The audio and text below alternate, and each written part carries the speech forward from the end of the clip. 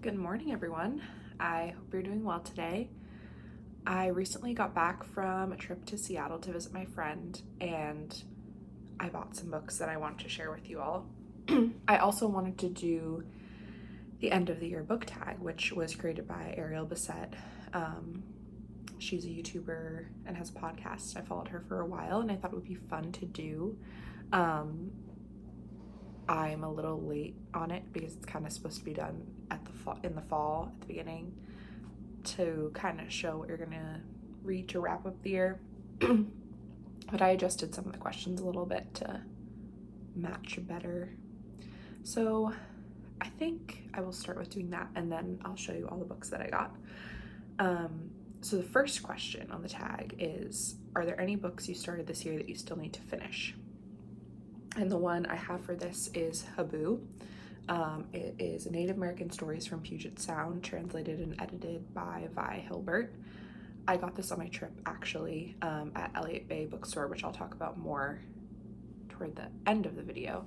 But this is a really cool book. It is stories that were originally just spoken oral tradition, because the language that they were originally told in Lushootseed, which is a native language in the Seattle area. I'm gonna just check the group so I get it correct. It's the Coast Salish people, those Puget Sound Coast Salish people who speak Lushootseed.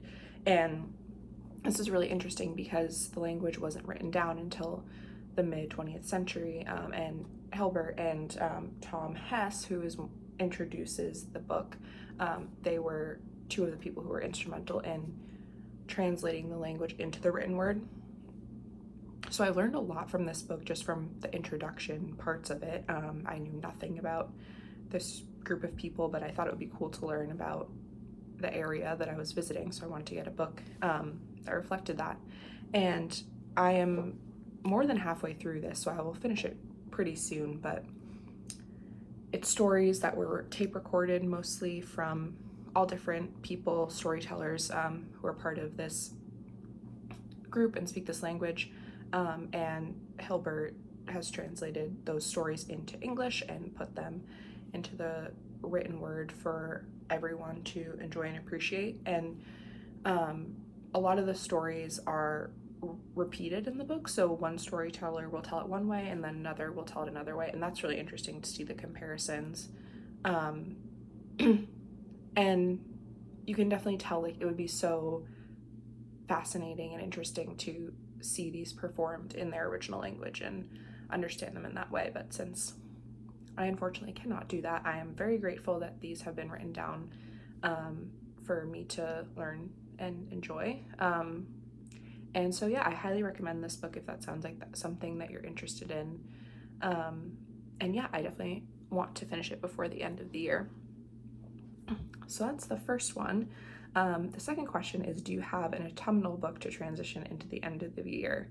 But since autumn is almost over, I figured I would pick a couple wintry snow books instead.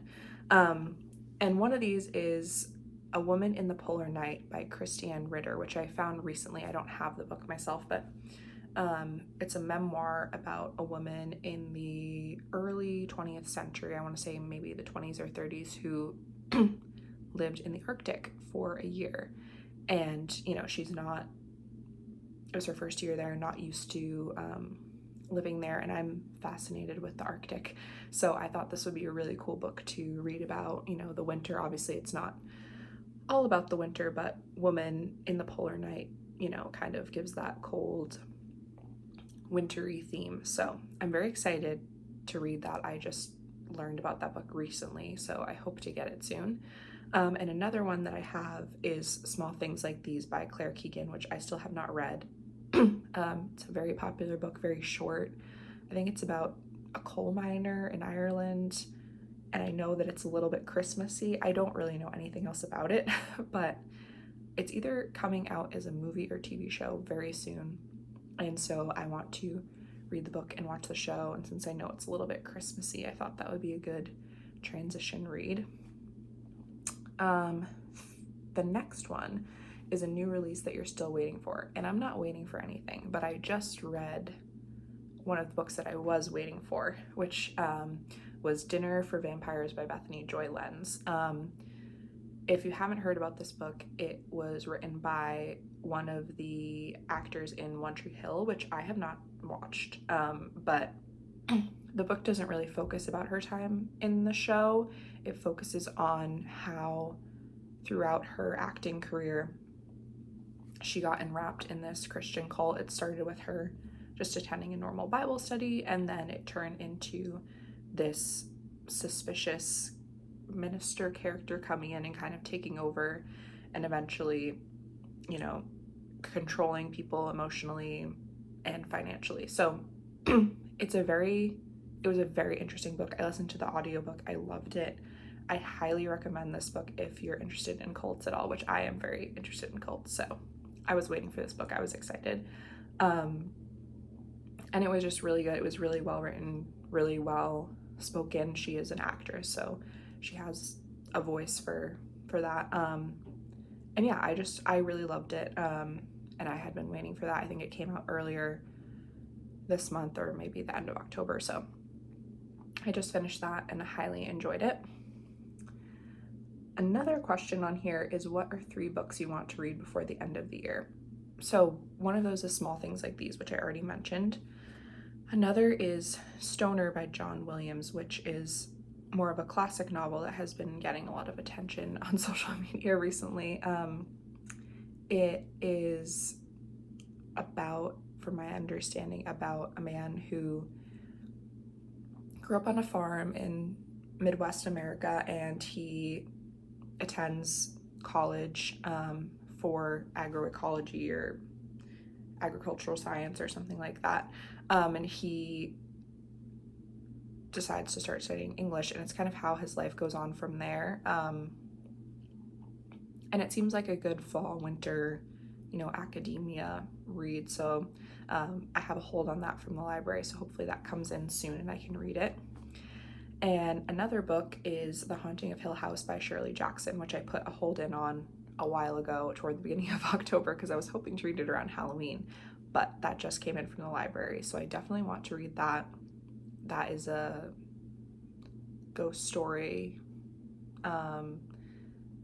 and I watched the show. I know that a lot of people have probably watched the show that came out on Netflix a little while ago, and I really liked the show, and I've been wanting to read a book by Shirley Jackson, so I thought that this would be the perfect one, and I got it in, so I will let you know what I think after I finish it, but I'm pretty sure I will enjoy it. Is there a book that could still shock me and become my favorite book of the year?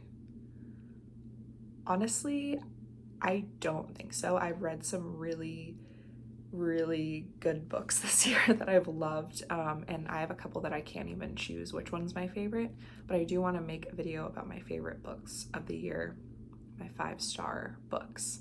And so if something else I read makes that list, I will be surprised, but I will let you know if it does. And then the last question is, have you already started making reading plans for next year? My main plan is just to keep working on my goal, which is to read a book from every country. I think I've read maybe like 15 so far, and my goal next year is to read at least 20 books from different countries. I started this goal, I think, in March this year, and so I've obviously read books from multiple countries before, but I was like, I'm gonna start from 0 and just work my way through. And in the recent months, I've kind of fell off of that train. I've been reading a lot of books from the US, which I'm from the US, so that's not really meeting my goal, and just books from other countries I've already read a book from before. So I want to get back on that goal starting in January, or now would be great too. And I want to read 20 books from new countries next year, and I think I can do that.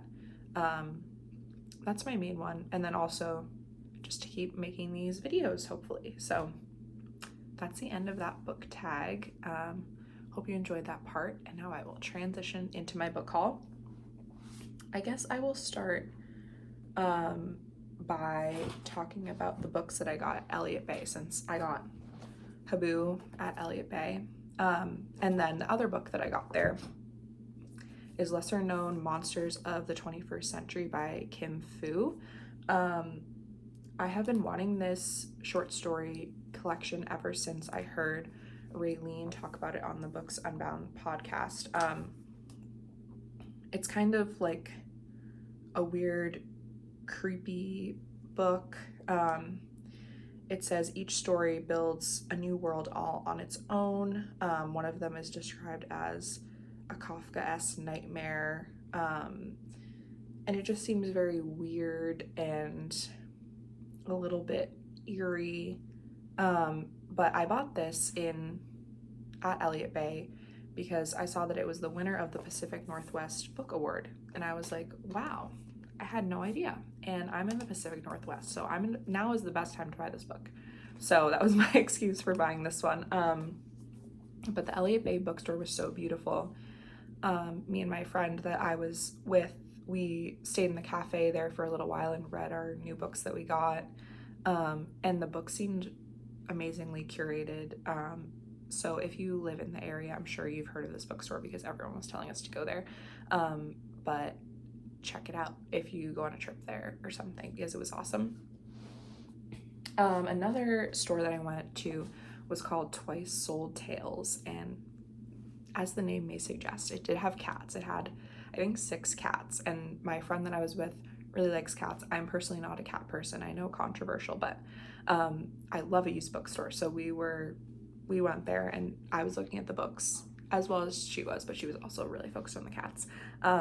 So I bought 2 books there. One is True Love by Thich Nhat, and I've been wanting to read one of his books for a while. He's a Zen Buddhist monk, or was, he passed away, but it's a very short, tiny book, and I'm interested to see what's in it. It's just lessons on true love. It says a practice for awakening the heart, and I'm always interested in reading more about different religions, and it just seems like it might have some practical advice even for people who aren't religious, so I thought I would check it out. It was only a few dollars, so I got that. And the other book I got there is Arctic Dreams by Barry Lopez, which has been on my to-read list. I looked on Goodreads to add it, and I realized it was one of the first books that I had added when I downloaded Goodreads like 5 years ago. So this is an unforgettable study of the far north, basically all of the beautiful wildlife and nature and the people who live there, and so it doesn't seem like it's really a one narrative story. It's more of just like a history and natural history of the Arctic, and like I said earlier, I am fascinated by the Arctic. I can't believe I haven't read this book already, honestly. I feel like I will read this more in the deep of winter. But yeah, I'm very excited about this book. I was so excited to find a used copy, and I also found whoever brought this book to the bookstore had a little postcard in it. So I thought that was fun, and I was like, I'm gonna keep that as my bookmark when I do read this book. So looks like if this was their bookmark, they got more than halfway through and did not finish it. So maybe that's not a good sign, but I'm excited to read this book. And then the last place that I went, there was in Pike's Place Market, which is like the famous market in Seattle where they throw the fish and where the gum wall is and all that stuff. It's like multiple stories, and they have all these little shops and booths, and we found a used bookstore in there. I don't see oh, here it is.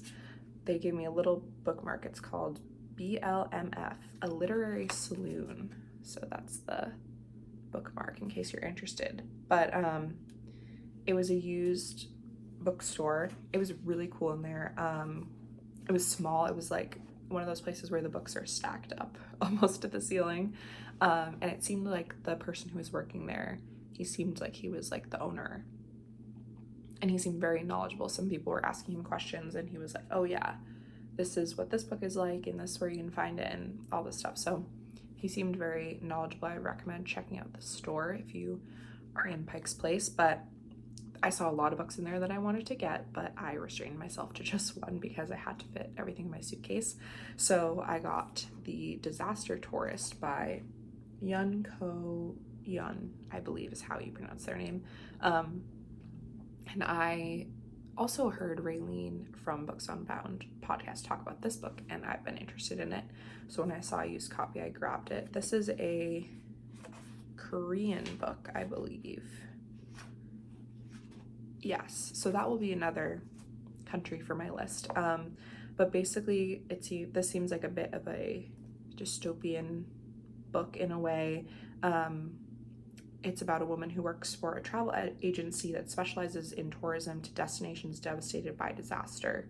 And this agent who works there is about to lose her job, so she takes a paid vacation to a desert island and poses as a tourist to assess how the company does with that destination. But then she basically realizes that they are making a plan to cause a disaster for their own profit. So it's like, will she reveal this secret that she has, or will she, try to just keep her job and keep quiet? So I am interested in this book. I'm excited that I found it used. And that's all I got, because otherwise I wouldn't have been able to fit anything else in my suitcase. So I got 5 books, which was more than I thought. But yeah, that's everything I got on my trip to Seattle. All 3 of those bookstores were great, so I would recommend visiting them if you're in the area. And yeah, let me know if you have any books that you want to read before the end of the year, or you have a wintry book on your list that you're hoping to get to soon. Anything you want to finish up, I'd love to know. So thanks for watching, and I'll see you next time. Bye.